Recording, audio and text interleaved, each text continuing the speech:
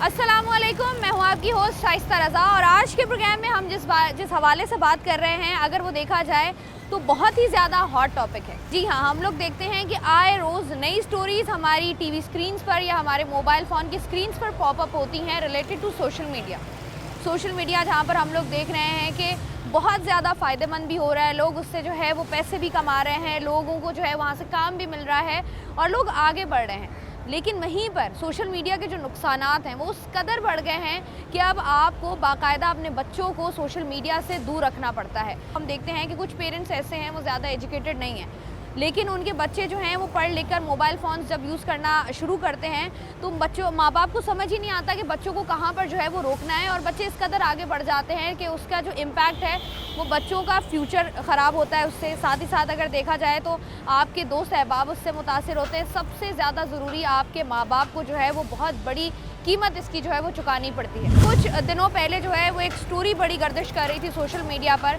जहाँ पर हमने देखा कि एक पिक्चर को जो है वो फ़ोटोशॉप करके कुछ दोस्तों ने अपने एक दोस्त की पिक्चर लगा दी और पिक्चर लगाने के बाद ये जाहिर कर दिया कि ये शख्स जो है, ये लड़का जो है ये डाकू है या ये चोरियाँ करता है, और उसके बाद उसको सोशल मीडिया पर वायरल कर दिया गया, जिसके बाद वो 20 साला नौजवान जो है उसको डेथ थ्रेट्स भी आई। उसके बाद उसकी फैमिली को किस अजियत से गुजरना पड़ा और वो क्या सूरत हाल थी, वो वाला केस भी जानेंगे। और साथ ही साथ आवाम से बात करेंगे सोशल मीडिया के नेगेटिव इम्पैक्ट्स के बारे में कि किस तरीके से जो है ये पूरी की पूरी ज़िंदगियां ख़राब हो रही हैं अगर आप सोशल मीडिया का इस्तेमाल सही से नहीं करते। कुछ नौजवान जो यहाँ पर मौजूद हैं उनसे बात करके जानते हैं कि वो इस हवाले से क्या राय रखते हैं। अस्सलाम वालेकुम। वालेकुम अस्सलाम। मुझे एक बात बताओ कि सोशल मीडिया इस्तेमाल करते हो? जी मैं करता हूँ। मुझे बताओ, ये जो सोशल मीडिया का नेगेटिव इम्पैक्ट है, जो हम उल्टे कामों के लिए सोशल मीडिया इस्तेमाल कर रहे होते हैं, आए दिन हमें नई नई स्टोरीज देखने को मिल रही होती हैं, इससे किस हद तक जो है वो नौजवान या आप बच्चों का करियर जो है वो मुतासिर होता है? बहुत हद तक मुतासर होता है। जो अभी अंडर 18 है उनको भी इन चीज़ों में मतलब इंटरेस्ट जाग जाता है और बहुत नेगेटिव इम्पैक्ट है, पर साथ में पॉजिटिव चीज़ें भी हैं सोशल मीडिया। अब जैसे अगर आपको केस याद हो, अभी कुछ दिनों पहले ही हुआ था कि एक लड़के के दोस्तों ने उसकी सोशल मीडिया पर पिक्चर वायरल कर दी थी कि ये डाकू या चोर है। अच्छा। और वो वायरल हो गई हाँ। और उसके बाद जो है उसको डेथ थ्रेट्स आने लगी। मुझे बताओ कि इस तरह जो दोस्त यार कर रहे होते हैं आपस गैदरिंग में बैठ के, इस तरह के दोस्तों से कैसे बचा जा सकता है? इस तरह के दोस्तों से बात करना बंद करनी चाहिए। ये इंतहाई जाहिल होते हैं और इनको हर चीज़ में मजाक सूझती है और मजाक की वजह से किसी की लाइफ बर्बाद हो जाती है, ये रियलाइज़ नहीं करते। जैसे अभी वो लड़का था, उसको पुलिस भी गिरफ्तार कर देती है अपना मतलब आप हटाने के लिए कि हमने कुछ कर लिया, और बेगुनाह स्टूडेंट आदमी मतलब उसकी लाइफ पे एक धब्बा चल जाता, वो फॉरेन नहीं जा सकता था। तो ये इन चीज़ों से परहेज़ करना चाहिए, इन चीज़ों में नहीं पड़ना चाहिए। दोस्ती जो है वो हमेशा सोच समझ के करनी चाहिए, क्योंकि कहते हैं कि आप एक इंसान का पता ही तब चलता है जब उसके दोस्तों से आप मिलते हो या उसके दोस्तों के साथ बैठकर आप बात करने की कोशिश करते हो। जब आप दोस्त बनाते हो तो उस बनाते हुए किन किन चीज़ों का ख्याल रखना ज़रूरी है?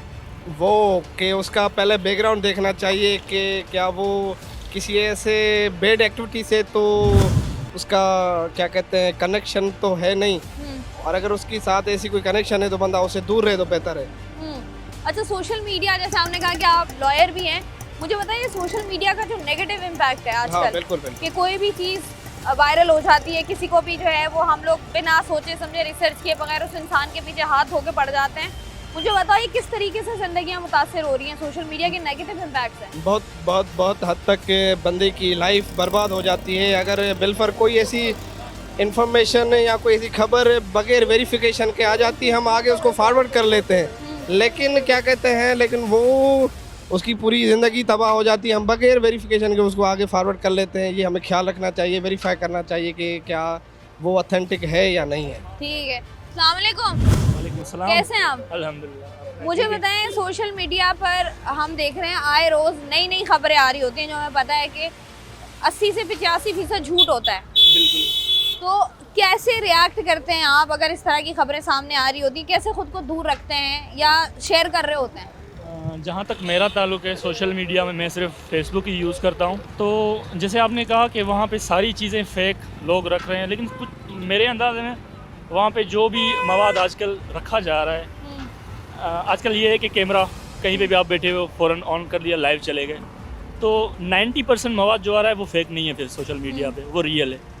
आप जाओ, लेकिन ये है कि वो जो बैकएंड पे फेसबुक का जो चीज़ काम करती है, जैसा आप मवाद देखना पसंद करते हो, लाइक करोगे, ज़्यादा देखोगे, वैसा ही सेम एज इट जो है मवाद आपके पास बार बार शो होगा।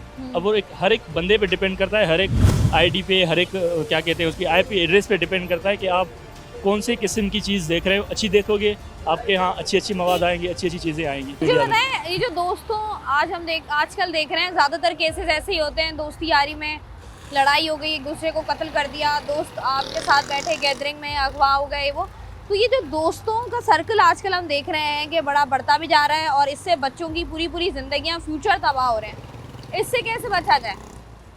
अच्छा, उसमें सबसे पहली और मेरे नज़र में जो बात होती है कि दोस्तों का इंतखाब। आप इंसान जो रोटी खाता है ना, उसको सब कुछ पता होता है कि ये बंदा किस टाइप का है और मैं इसके साथ घूम रहा हूँ, इसकी क्या नेचर है। अगर कोई भी बंदा जैसे ये मेरे साथ, ये we study since last around 10 years together, और इससे भी ज़्यादा ये मेरे दोस्त बैठे हुए हैं, तो हमारा बहुत पुराना ताल्लुक़ है। इन दोनों के बारे में मैं जानता हूँ कि इनकी नेचर कैसी है। अगर ये मलीर से आए अभी मेरे साथ इधर मिलने, तो एक फ्रेंडशिप को आप आसानी से पहचान सकते हो कि आपको वहाँ रहना चाहिए या क्विट करना चाहिए। बस हाँ, कुछ चीज़ें ऐसी होती हैं, हमें पता भी होता है कि ये चीज़ गलत है, लेकिन वो शोशेबाजी में वो चीज़ हमें एक क्रेव में रखती है, अच्छा लगता है, दिल को सुकून होता है घूमने में, फिरने में, रुलने में। तो ये सारी चीज़ें फिर हम लोग इग्नोर कर देते हैं, जिस बाद में चल के हमें नुकसान उठाना पड़ता है ये चीज़। ठीक है जी, बहुत शुक्रिया। यहाँ पर हम लोग बात कर रहे हैं नौजवान नस्ल से कि किस तरीके से जो है जब भी आप अपने दोस्तों का इंतखाब करते हैं तो किस तरीके से करना चाहिए और कौन कौन सी चीज़ें हैं जिसको आप अगर दूर रहेंगे तो ये कहा जा सकता है कि सोशल मीडिया का नेगेटिव इम्पैक्ट जो है वो आपकी ज़िंदगी में नहीं है। सोशल मीडिया पर कौन कौन सी जगह पर हो? इंस्टाग्राम, फेसबुक, व्हाट्सएप, बस। Snapchat, TikTok? नहीं, ये सब फालतू चीज़ें हैं इस्तेमाल करना। अच्छा, आजकल फेसबुक पर हमने देखा है कि अजीबोगरीब सी वीडियोस आ रही होती हैं। जी। कुछ ऐसी वीडियोस भी आ रही होती हैं जिसमें हम सुनते भी हैं कि दोस्त ने दोस्त के साथ ये कर दिया, दोस्त ने दोस्त के साथ ये कर दिया। तो मुझे बताओ, जब दोस्त बनाते हो तो अम्मी अब्बू लोग कुछ कहते हैं कि ऐसे दोस्त बनाओ, ऐसे नहीं बनाओ? नहीं, बस कहते हैं भाई जो करना है आपने अपनी ज़िंदगी में करना है, हमारा काम आपको नसीहत देना है, जो सीधी बात है, ठीक है। अब दोस्त बनाना वो आपकी चॉइस है, आप कैसे बनाओ, आपकी संगत कैसी है, हमेशा संगत को अच्छा रखना चाहिए। कैसे पता चलेगा कि ये संगत अच्छी है, ये संगत अच्छी नहीं है? आप उसके साथ घुले मिलेंगे तो आपको थोड़ा अंदाज़ा होगा ना वो बंदा किस टाइप का है, वो किस तरह की चीज़ पसंद करता है, नहीं करता है। तो ज़्यादा बंदे को कोशिश करनी चाहिए गंदगी से दूर ही रहे। अब ऐसा ज़माना है, अब इधर मुश्किल ही है दूर रहना। आप आपस में हर जगह देख सकती हैं कि क्या चल रहा है, जो सबको सच पता है। चलें जी, अच्छी बात है अगर आप अपने पेरेंट्स की बात मानते हैं। तो मज़ीद जो लोग मौजूद हैं, ज़रा क्विकली उनसे बात करके भी उनकी राय ले लेते हैं कि उनकी नज़र में कौन से दोस्त अच्छे हैं और कौन से दोस्त अच्छे नहीं हैं। कुछ दिन पहले एक वाक़या हुआ था कि कुछ दोस्तों ने मिलकर एक अपने दोस्त की पिक्चर जो है वो फेसबुक पर लगा दी कि ये चोर है, और उसके बाद जो है वो सब लोग उसको डेथ थ्रेट्स आने लग गई। पर्पज़ आपका अगर सही है फिर तो आप सही हो, वो नियत पे डिपेंड करता है। मैं अगर यूज़ कर रहा हूँ, किस लिए यूज़ कर रहा हूँ। अगर मेरा मकसद ये है कि मैंने कुछ अच्छे पेजेस हैं वो लाइक किए हैं, जैसे इंग्लिश लर्निंग के होते हैं, मैंने तो वो लाइक किए हैं, मैं वो देखता हूँ, तो वो इन्फॉर्मेटिव है। मेरा मकसद सही है, अगर मेरे जो है ना मेरा पर्पज़ सही है, पेजेस सही हैं, तो फिर तो मैं सही हूँ। और ओवर यूटिलाइजेशन भी नहीं है, ओवर में यूज़ नहीं करता, अपने काम भी करता हूँ और थोड़ा देख लेता हूँ।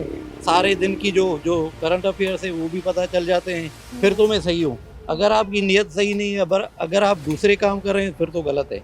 हम लोग देख रहे हैं कि अगर बात की जाए सोशल मीडिया के थ्रू तकरीबकारी इस कदर बढ़ गई है, सोशल मीडिया के थ्रू जो है वो हम देखते हैं कि इस कदर जो है वो हमें केसेस देखने को मिलते हैं जो कि जो है हमें परेशान कर रहे होते हैं कि किस तरीके से ये हो सकता है और कैसे ये हादसा हो सकते हैं। मज़ीद जो लोग मौजूद हैं उनसे बात करते हैं। मुझे बताओ कि ये सोशल मीडिया का जो इस्तेमाल है बढ़ता हुआ, हम देख रहे हैं इसकी वजह से जराइम में भी इजाफा हुआ है, इसकी वजह से लोग जो हैं वो एक दूसरे को बदनाम भी करने लग गए हैं, एक दूसरे के खिलाफ प्रोपेगेंडास भी शुरू कर दिए हैं लोगों ने।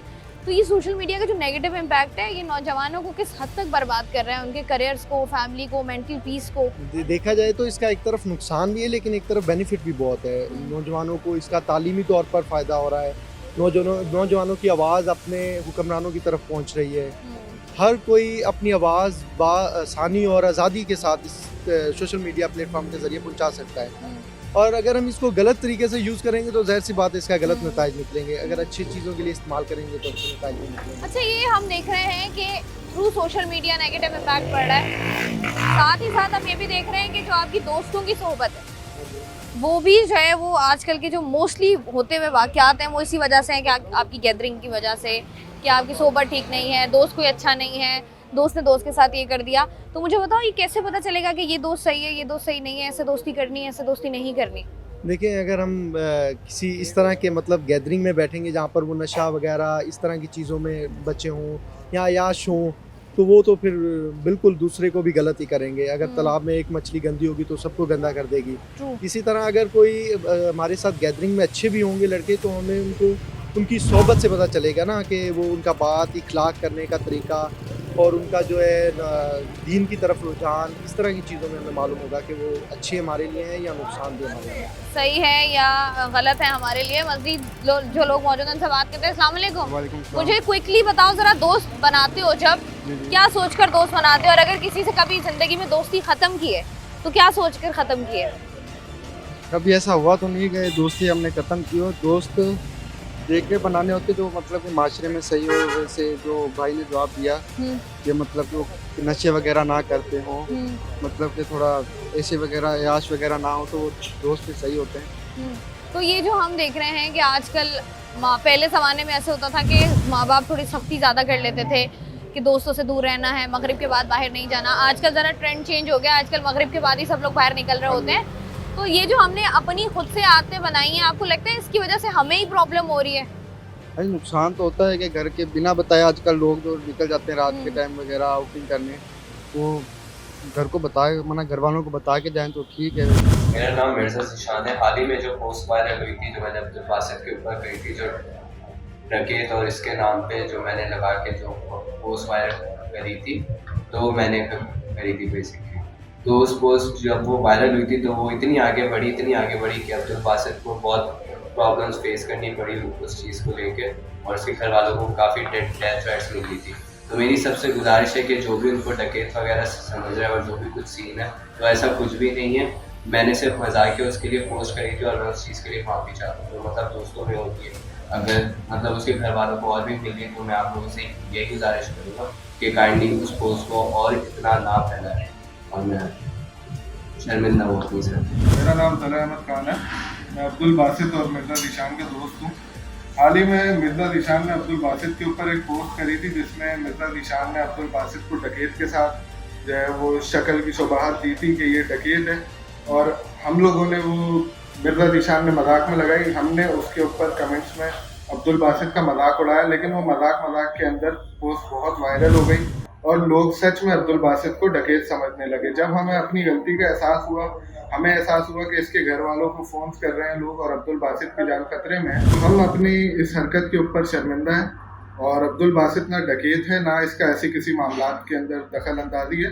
तो आप लोग इस पोस्ट को ना शेयर करें और आप लोग इस मामले के ऊपर ना ज़्यादा बढ़ावा दें कि अब्दुल बासित किसी किस्म के किसी मामलात के अंदर है। मेरा नाम सैयद रज़ा हैदर है, और हाल ही में जो मिर्ज़ा ज़ीशान की मेरे दोस्त की तरफ से जो पोस्ट वायरल गई थी जिसमें उन्होंने अब्दुल बासित को एज ए डकैत उन्होंने पिक्चर उनकी लगाई थी, तो वो ज़ीशान की तरफ से मजाक था और हमने भी उसके ऊपर कमेंट्स किए थे, बासित का मजाक बनाया था, लेकिन हमें इतना ज़्यादा मालूम नहीं था कि वो इतनी ज़्यादा एस्केलेट कर जाएगी पोस्ट।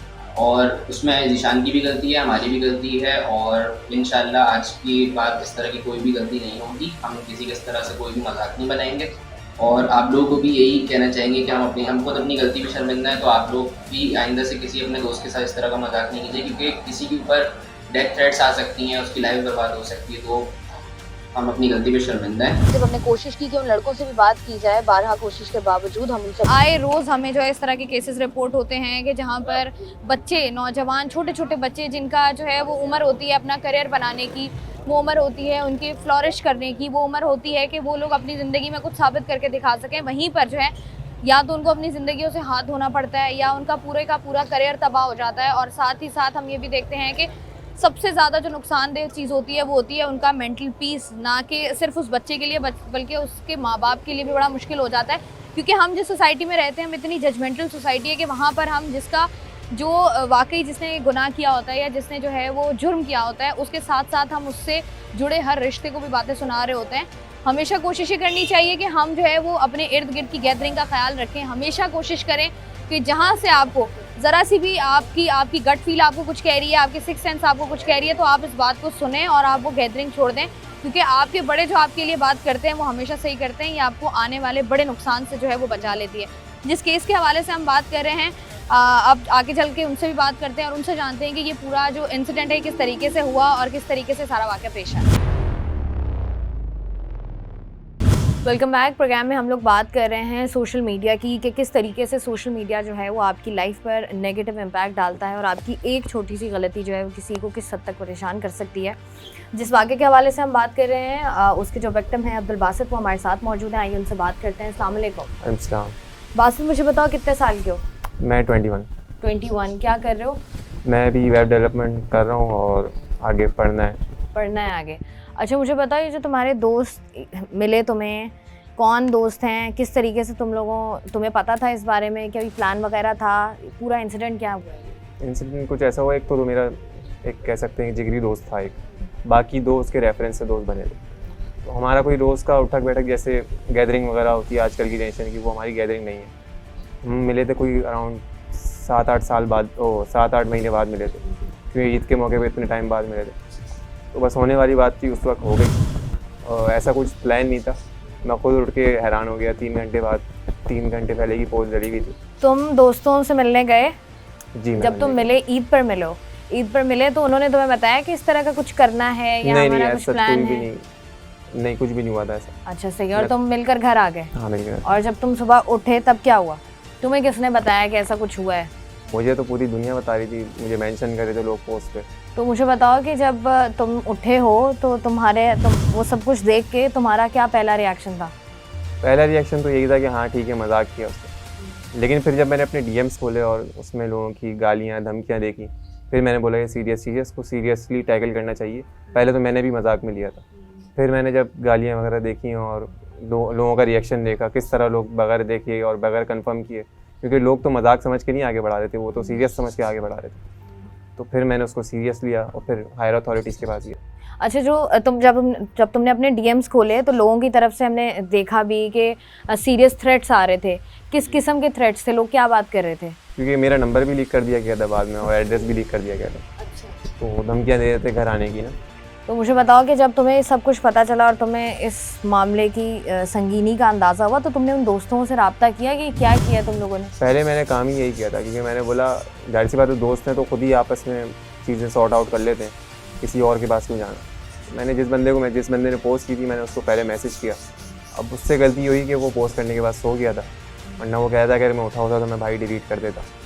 उससे ये गलती हुई। बाकी उसके थ्रू जो दोस्त बने थे मैंने उनको भी कांटेक्ट किया, लेकिन बस पोस्ट कुछ ज़्यादा लंबी रह गई।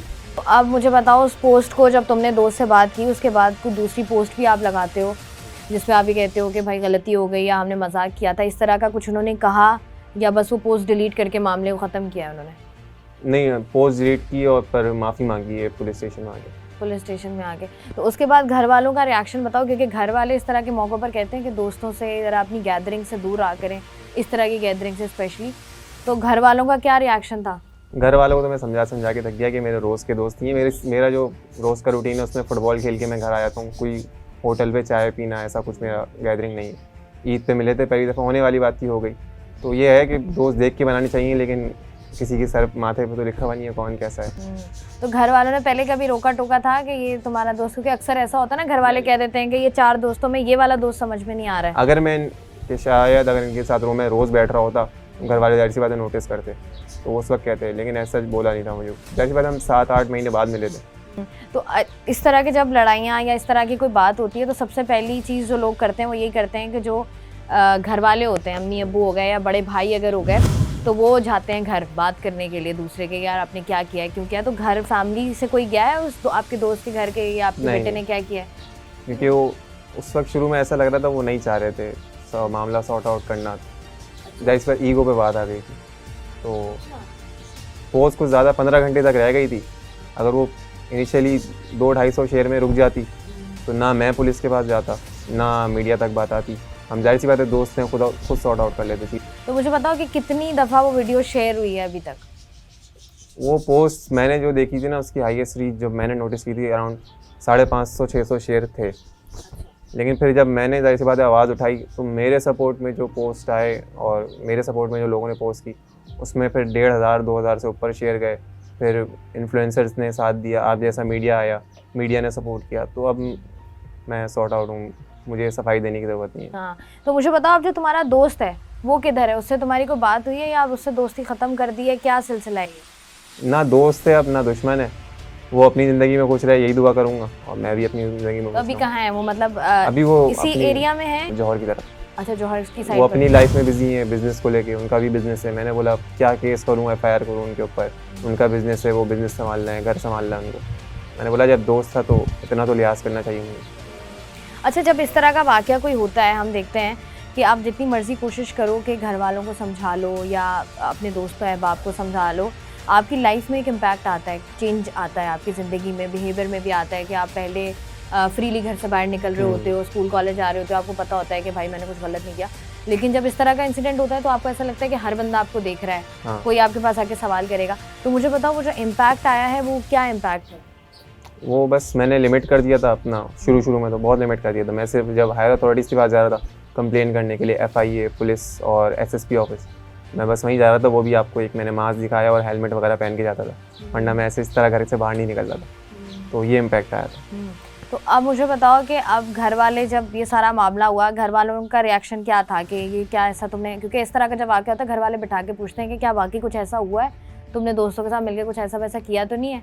तो घर वालों का क्या था, सपोर्ट कर रहे थे, नहीं कर रहे थे? अब क्या रिएक्शन है उनका? नहीं, घर वालों का तो पूरा सपोर्ट था, जाहिर सी बात है, वही पहले सपोर्ट करते हैं और उनका बड़ा सपोर्ट था। उनको भरोसा था मेरे ऊपर कि मैं ऐसी कोई चीज़ फेम के लिए और सिंपैथी के लिए नहीं बढ़ा सकता आगे दोस्तों के साथ मिलकर।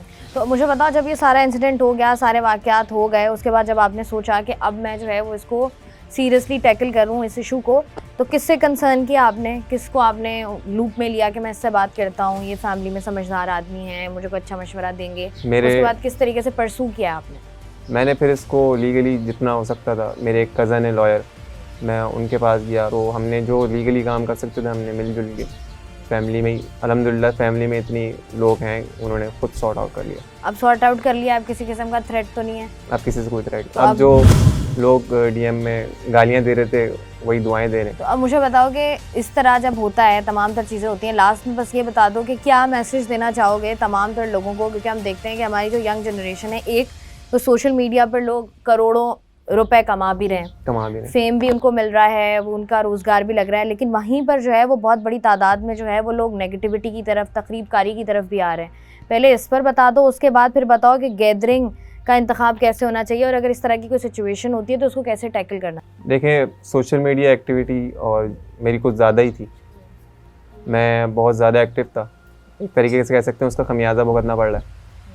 तो आप अपनी सोशल मीडिया एक्टिविटी कम से कम रखें, आप कोई हॉबीज़ बनाएं, फिज़िकल आप कोई एक्टिविटी करें, हॉबीज़ बनाएं। हर वक्त आप 24 घंटे मोबाइल पे लगे रहें तो ये गलत है। आपको लगता है कि नहीं गलती है? आप मेरी गलती है, मैं बोलता रहा हूँ, मैंने कुछ ज़्यादा ऑनलाइन रहता था।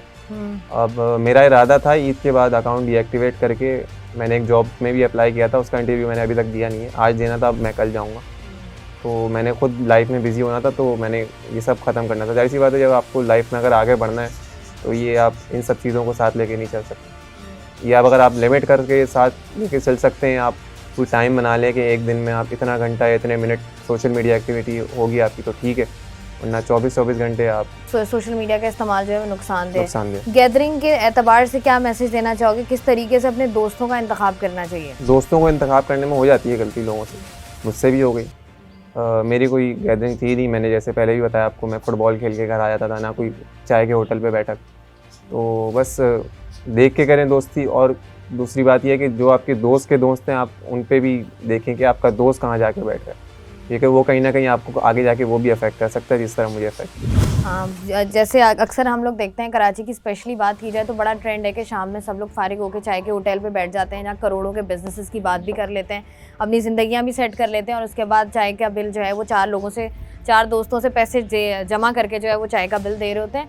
आपको जो है वो इस बात का ख्याल रखना बड़ा ज़रूरी है कि आप कौन सी गैदरिंग में बैठ रहे हैं और आपके जो दोस्त हैं वो किस तरह की गैदरिंग में बैठ रहे हैं, क्योंकि फिर जो है वो उसका इम्पैक्ट जो है वो आप पर नज़र आता है। अब्दुल बासित हमारे साथ मौजूद थे और जैसा कि अब्दुल बासित ने ही बताया कि लॉयर जो हैं वो इनके साथ इनके कज़न भी हैं और लॉयर भी हैं, उनसे भी बात करके सारे मामले की संगीनी को जानेंगे। लेकिन यहाँ वक्त तो एक ब्रेक। Welcome back. प्रोग्राम में हम लोग बात कर रहे हैं सारे वाक़े के बारे में, और वाक़े की बात की जाए तो उसको कानूनी पहलुओं से देखना भी बड़ा ज़रूरी होता है कि इस तरह के वाक़यात जिनका जो है वो हम मजाक में करते हैं, लेकिन वो इतने सीरियस हो जाते हैं कि किसी के लिए वो लाइफ थ्रेट बन जाता है, किसी की मेंटल इलनेस का वो बायस बन जाता है, लोगों को जो है वो शदीद मसाइल इससे हो जाते हैं। तो इसी पर बात करने के लिए मेरे साथ मौजूद हैं आज़म, जो कि लॉयर भी हैं और साथ ही साथ इस केस को भी देख रहे हैं, तो इनसे बात करते हैं। अस्सलाम वालेकुम। वालेकुम सलाम। बहुत बहुत शुक्रिया आज़म आपका। आज़म, मुझे बताइएगा कि आपको कब पता चला इस तरह के केस का, और क्या आपके दिमाग में पहले क्या आया कि किस तरीके से ये ऐसा कैसे हो सकता है? देखिए, पहले तो मैं आपको थोड़ा सा बैकग्राउंड बता दूं इस केस का। एक पोस्ट वायरल हुई थी 13 अप्रैल को, ठीक है। एक वक़्वा होता है शारा फैसल थाने के हदूद में बाइक रॉबरी की, ठीक है। तो उसकी CCTV फुटेज वायरल हुई, जिसके बाद 15 अप्रैल को अब्दुल बासित की एक पिक्चर उनके चंद दोस्तों ने एडिट करके पोस्ट बना के वायरल कर दी। जिसके बाद मॉर्निंग में अब्दुल बासित को जब ये बात पता लगी कि पोस्ट वायरल हो चुकी है, तो इसने अपने दोस्तों से कांटेक्ट करने की कोशिश की, जो फर्दर रिस्पांस उन्होंने दिया नहीं, ठीक है। तो उसके बाद आपको पता है पब्लिक का रिएक्शन, क्योंकि ये इस वक्त सबसे मेन इशू है, हर दूसरे बंदे के साथ वो इफ़ेक्टिव है इस इशू के साथ, हर किसी के साथ स्नैचिंग और बाइक रॉबरी की साथ लगी हुई है ये, ठीक है। तो देन जब उसने रब्ता किया तो पॉजिटिव रिस्पांस नहीं आया। मैं जो पोस्ट वायरल हुई थी उस पर बहुत सारे ऐसे स्टेटमेंट आए जो काबिल कबूल नहीं थे। फिर जब इसने मुझसे कांटेक्ट किया तो फिर हमने इसको लीगली देखा, तो एक ये कंसर्न इतना ज़्यादा हो गया था कि वो इसके लिए लाइफ थ्रेट भी बनता चला जा रहा था, क्योंकि कुछ पिक्चर्स लोगों ने उसको इस तरह से ब्लर करके लगाई थी कि अगर आप उसको गौर से नहीं देखें तो वो इम्पेक्ट ऐसा दे रही थी कि बासित ही उस रॉबरी में इन्वॉल्व है, जो कि ऐसा है नहीं, ठीक है। देन जब उसके बाद हमने एप्लीकेशंस वगैरह मूव की, जो लीगल तरीका है इस तरह के केसों में हम हाइप्स को इन्फॉर्म करते हैं, ठीक है। तो बेसिकली इस तरह के जो केसेस हैं वो साइबर क्राइम लॉ के अंदर आते हैं। तो cyber crime federal investigation agency FIA के अंदर में आ रही होती है। तो हमने पहले FIA में मूव करी एक एप्लीकेशन, तो वहाँ से हमें अच्छा रिस्पॉन्स मिला, उन्होंने हमारी बात सुनी, उस पर फर्दर इन्वेस्टिगेशन करी। देन फिर हमने कंसर्न SHO को भी इसमें कांटेक्ट में लिया, वहाँ पे एप्लीकेशन मूव करी। देन उसके बाद 2 दिन तक अनफॉर्चुनेटली जैसे कि हमारे यहाँ होता है कि उस पर कोई भी रिएक्शन नहीं आया, कोई एक्शन नहीं हुए, तो बस वो एप्लीकेशन फ़ाइलों तक महदूद हो गई। देन उसके बाद हमने SSP वेस्ट अब्दुल हफीज़ बुगटी साहब से रब्ता किया, तो उन्होंने बहुत ही अच्छा रिस्पॉन्स दिया। फिर उन्होंने इस मैटर को सीरियस लेते हुए अपने ही अंडर में एक ऑफिसर उनके ASP साद उबैद, तो उनको इस केस में इन्वेस्टिगेशन ऑफिसर एज अपॉइंट किया। फिर उन्होंने कंसर्न जो PS के SHO थे मलिक सरफराज, फिर उनको डायरेक्शन दी कि इस वक़्त की मुकम्मल तफ्तीश करें और जो इसमें इन्वॉल्व हैं उनको इसमें अरेस्ट किया जाए और शामिल तफ्तीश किया जाए। देन उसके बाद फिर ये सारा एक्शन हुआ है कि वो लड़के जो भी थे उनको अरेस्ट किया गया। अरेस्ट करने के बाद फिर वो SHO के पास तफ्तीश में जब आए तो उन्होंने पहले तो बिल्कुल डिक्लाइन की कि हमने ऐसी कोई पोस्ट कर ही नहीं है। तो उसके बाद फिर जब पुलिस की जो तरीक़ाकार होता है तफ्तीश का, उसके बाद उन्होंने जब वो अप्लाई किया तो उन्होंने फिर एक्सेप्ट किया कि हमसे ये हो गई है गलती, फिर उन्होंने जाके एक्सेप्ट किया है। देन उसके बाद एक्सेप्टेंस के बाद एक वीडियो बयान उन्होंने भी जारी किया कि ये हमसे हो गई है, हमने बस मजाक कर रहे थे, जो कि मजाक महंगा पड़ गया। तो ये टोटल इसके पूरे कहानी की जो शॉर्ट आपको मैं समझ बताया ये हुआ इस केस में। और आपको मैं बताऊं, जब ये वक़्वा हुआ वहाँ पे ये मौजूद थे, उस वक्त भी जो प्रपोज एक्यूज़ हैं इसमें 3 बंदे इन्वॉल्व थे, उन्होंने उस वक्त भी इसको इतना सीरियस नहीं लिया। जब तफ्तीश के बाद FIR की बारी आई तब जाके उनको कंसर्न हुआ कि हाँ इसमें अब हमारे साथ कुछ हो सकता है। तो फिर उसमें हमने फिर सॉर्ट आउट ये किया कि हमने उसमें, क्योंकि वो भी इसमें से 2 जो लड़के थे वो स्टूडेंट हैं, वो भी तो एक स्टूडेंट नहीं है, वो कुछ काम वगैरह करते हैं। तो अब हम FIR की तरफ जाते तो उनके करियर पे बात आती, क्योंकि उन्होंने एक चीज़ एक्सेप्ट की कि हमने जो भी किया वो शरारत करना चाह रहे थे, वो शरारत में ये क्राइम की तरफ चले गए। और इसमें अगर आप एज़ पर लॉ देखा जाए तो इसमें सेक्शन है 500 पाकिस्तान पिनल कोड 1868 के डेफेमेशन के, ये लाई करता है। साइबर क्राइम में आ जाएँ, साइबर क्राइम में सेक्शन 20, 21, 23, 24 ये लाई कर रहा होता है। सेक्शन 35 है वो लाई कर रहा होता है प्रिवेंशन ऑफ इलेक्ट्रॉनिक्स क्राइम। उसके अलावा एक और सेक्शन है डिफेमेशन ऑर्डिनेंस है 2002, उसका सेक्शन नंबर 3 सब सेक्शन 1, उसमें क्लियर कैटेगोरिकली उसमें लिखा है इसमें पनिशमेंट है 3 इयर्स की और with fine minimum 50,000 maximum 2 lakh रुपये की उसमें फ़ाइन है। तो ये इसके कॉन्सिक्वेंस है पूरे इस मजाक के। अगर हम इसको फर्दर प्रोसीड करते तो उन लड़कों को भी ये कॉन्सिक्वेंस फेस करने पड़े। अच्छा, मुझे आज़म एक बात बताएं कि जब बासित ने आपको कॉल की, तो एक ये होता है आप लॉयर हायर करते हो तो वो ज़रा, क्योंकि आप उसको जानते नहीं हो तो वो ज़रा आपका एक वो होता है ना, थोड़ा सा कह लें कि एक कम्युनिकेशन गैप होता है। अब यहाँ पर चूँकि आप इसके कज़न भी हैं, जब इसने आपको कॉल करके बताया, what was your first reaction? मैंने कहा कोई मसला नहीं, बैठो देखते हैं इसे। मतलब आपने ये नहीं, क्योंकि जब इस तरह के मामला होते पहला सवाल ये होता है ना कि तुम उस वक्त थे कहाँ जब ये सारा इंसिडेंट हुआ, या जब ये बाइक रॉबरी वाला जो आप मामला बता रहे हैं ये भी हुआ था, तो बंदा पूछता है ना कि उस वक्त तुम उस दिन किधर थे? आपने पूछा? फर्स्ट रिएक्शन तो ये था कि मैंने उसको कहा कि आप बैठो घर पे, कोई इशू नहीं है, देखते हैं ऐसा है। देन इतना ज़्यादा पैनिक था ये और इसके घर वाले, तो फिर मैंने उसको कहा देखो 3 चीज़ें जो आपने नहीं करनी है। एक तो किसी से कॉल पे बात नहीं करनी है, घर से बाहर नहीं निकलना है, कोई व्हाट्सएप पे इवन मैसेजेस भी करे तो उसको ओपन नहीं करना है। मैंने घर पे बस बैठे देखते हैं सभी क्या करना है, क्योंकि बेसिकली इस तरह की सिचुएशन होता ही है कि अगर आप कॉल पे रिएक्शन दें तो सामने कॉल पे कौन है आप नहीं जानते, क्योंकि आपकी सारी आइडेंटिटी, सारी प्राइवेसी सब सामने आ चुकी है। आप कहाँ रहते हैं हर कोई जानता है, तो वो एक थ्रेट है।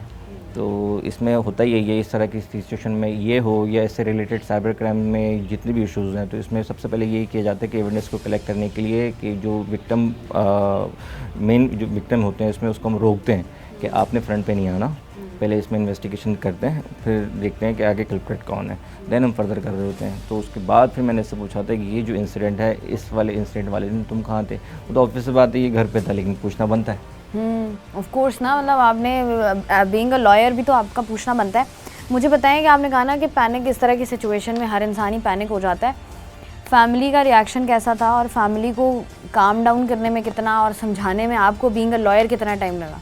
आप यकीन माने बीइंग अ लॉयर, क्योंकि एक तो ये फैमिली मेरी ही है, तो उसमें क्लाइंट से ज़्यादा घर वालों की कॉल मेरे पास सबसे ज़्यादा आती है कि अब क्या होगा, अब क्या होना है। मैंने कहा कुछ नहीं होना, बैठे चल रहा है काम इसमें। तो काम चलने में भी 3 दिन हो गए, 7 दिन, ईद के तीसरे दिन से ये इंसिडेंट शुरू हुआ है एक्चुअल में। उसके बाद से चलते फिर पूरे 1 वीक हमें लग गया इसको सॉर्ट आउट करने में, क्योंकि अदर साइड जो प्रपोज एक्यूज थे वो हाथ में नहीं आ रहे थे, वो कांटेक्ट नहीं कर रहे, क्योंकि एक अलग उन्होंने मज़े लिए हुए थे इस पे कि देखते हैं कहाँ तक जाएगा ये मामला। फॉलोअर्स आ रहे हैं, हाँ, वो फेम के लिए उन्होंने भी कर दिया कि कब तक और कहाँ तक जाना है। तो उन्हें ये आइडिया बिल्कुल भी नहीं था कि इसके कॉन्सिक्वेंस होने क्या है इन दी एंड। अच्छा आज़म, मैंने अभी बासित से भी पूछा कि आप लोगों ने फैमिली को अप्रोच नहीं किया, उनकी फैमिली को, कि ये क्या है, ये क्या हरकत है, क्या नॉनसेंस है ये? तो फैमिली, आपने से कहा हाथ नहीं आ रहे थे, वजह क्या थी इसकी, कि वो मफरूर थे, भाग गए थे, क्या था ये? उसकी वजह ये थी कि फैमिली को हम जानते नहीं हैं डायरेक्टली। अच्छा। ठीक है, जो लड़के इसमें इन्वॉल्व थे उनके कॉन्टैक्ट नंबर थे हमारे पास।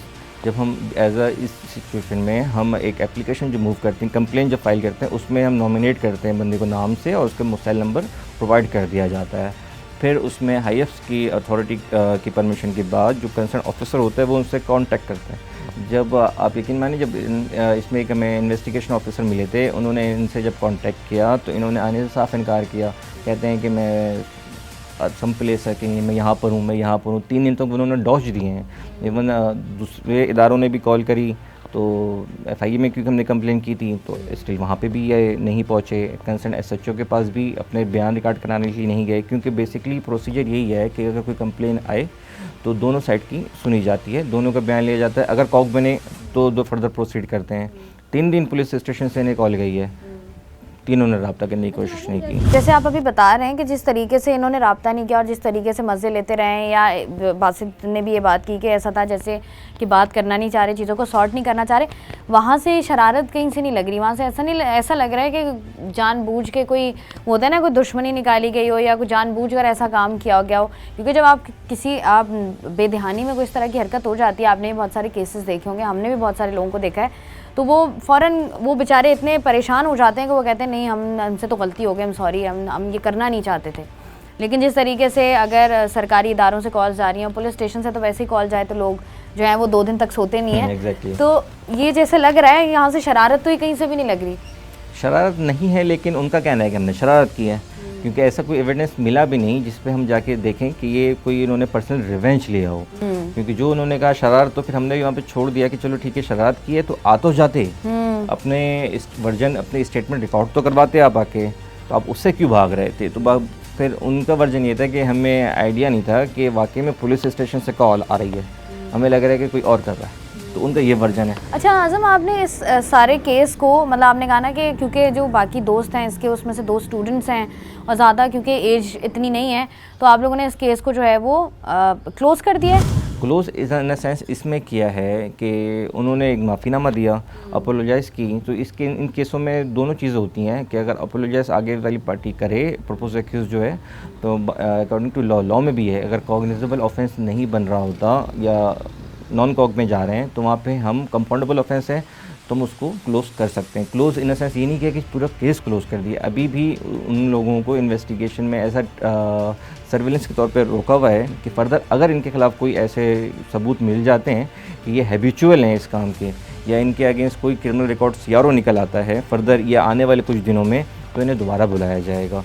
पुलिस अभी इस पर अपने काम कर रही है, फ़र्दर इसमें इन्वेस्टिगेशन जारी है, क्लोज़ नहीं किया है पूरा। अच्छा आज़म, आप बीइंग अ लॉयर, आपके पास इस तरह के केसेस आते भी होंगे, आपके दोस्त वगैरह भी हैं, मुझे बताइएगा ये जो सोशल मीडिया का नेगेटिव इम्पैक्ट हमारी सोसाइटी पे पड़ रहा है, जिसकी वजह से हम जो है वो इसको गलत कामों के लिए ज़्यादा इस्तेमाल करने लग गए हैं, मुझे बताइए कि क्या मतलब हमारे प्रोग्राम के तवज्जुह से क्या कहना चाहेंगे लोगों को कि इस किस हद तक नुकसानदेह हो सकता है और इसके क्या कॉन्सिक्वेंसेस हैं जो आपको भुगतने भी पड़ सकते हैं। देखिए, सोशल मीडिया दोनों तरीके से अगर देखा जाए, उसमें as a good sense, good work के लिए भी आप ले सकते हैं और बैड के लिए भी ले सकते हैं। अब इस केस को अगर सिंबल बना के देखा जाए तो इसके नेगेटिव इम्पैक्ट बहुत ज़्यादा है, जो हमें और आम लोगों को भी नहीं पता।